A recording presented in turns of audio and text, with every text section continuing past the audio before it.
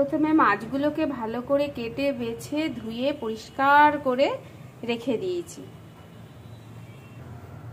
তারপর মাছে পরিমাণ মতো নুন,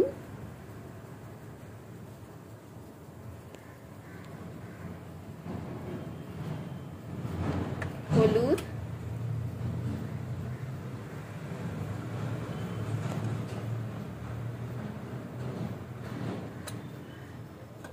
মিলিয়ে দেব। তা আমরা মাখাচ্ছি এখন।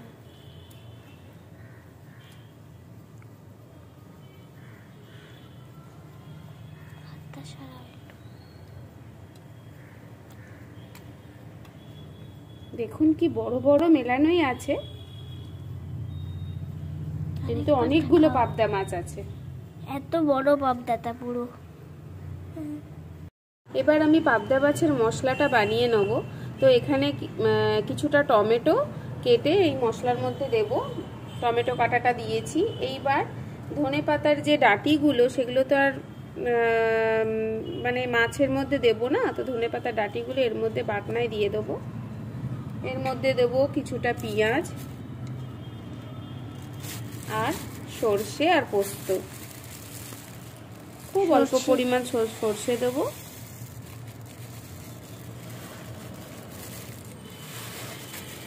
আর দেব পোস্ত।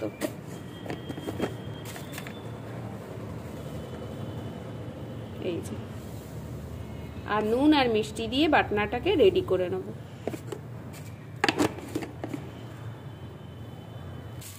এই যে পরিমাণ মতো নুন দেব, হাফ স্পুনের মতো, কারণ মাছেতেও আমরা নুন মাখিয়েছি। আর দেব একটু মিষ্টি।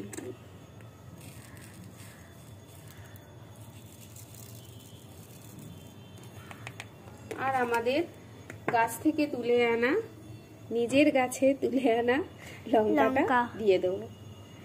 এবার এটাকে ভালোভাবে ব্লেন্ড করে নেব। ফার্স্টে ড্রাই ব্লেন্ড করব, তারপরে এর মধ্যে জল দিয়ে ব্লেন্ড করব।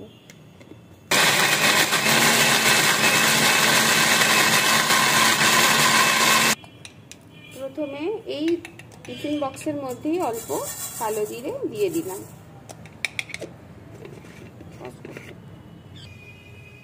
এরপর নুন হলুদ মাখানো মাছগুলো আমি এই টিফিন বক্সের মধ্যে শিফট করে দিলাম।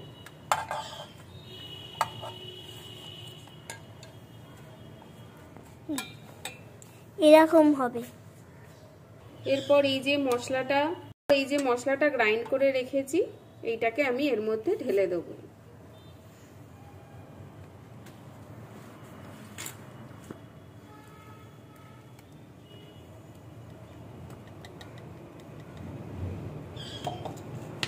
এরপর এখানে ধনেপাতা আর টমেটো কিছুটা পিস পিস করে কেটে রেখেছি, এইগুলোও মিলিয়ে দেবো।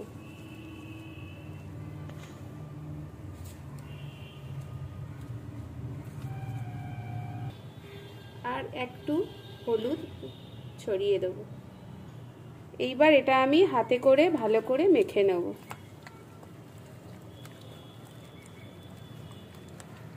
এটা হচ্ছে হাতে মাখা পাবদার ভাপা ভার্সন। আমি এটাকে ভাপে করব, বাট হাতে মেখে বসিয়ে দেব।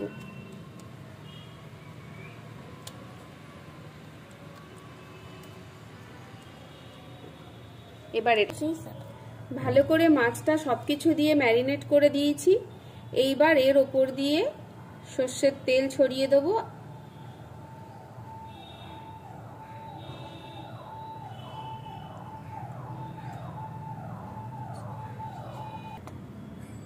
এবার উপর থেকে সর্ষের তেল আর কাঁচা লঙ্কা দিয়ে কড়াতে ভাপে বসিয়ে দেব। লুকটা কি সুন্দর এসছে। এবার আমি এটা ভাপ দেব আধা ঘন্টার জন্য। অল্প একটুখানি দই ফেটিয়ে আমি এই মাছের ওপর দিয়ে দেব। এবার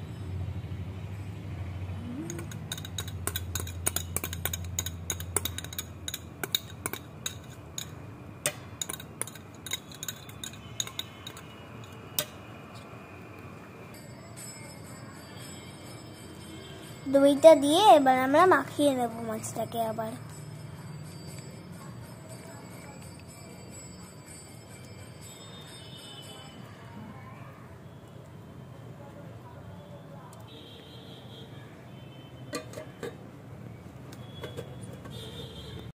এখানে একটু ননস্টিকেতে জল দিয়ে দিলাম, জল দিয়ে এইবার এই টিফিন বক্সটাকে বসিয়ে দিলাম, দিয়ে এবার এর ওপর দিয়ে ঢাকা চাপা দিয়ে দিলাম আধা ঘন্টার জন্য। এটা গ্যাস জেলে আমি ফুটতে দিয়ে দিলাম। প্রথমে এটা হাই ফ্লেমে হবে 15 মিনিট, তারপর আমি ফ্লেমটাকে লো করে ভাপে করতে দেবো। এইটা অনেকক্ষণ ধরে, আধা ঘন্টা ধরে পুরো ফুটেছে। ফোটার পর মাছটা মনে হয় প্রিপেয়ার হয়ে গেছে, একটু চেক করব। এবার এটা ঢাকনাটা খুললাম, বাবা গরম আছে, হালকা করে দেখি নামিয়ে চেক করি।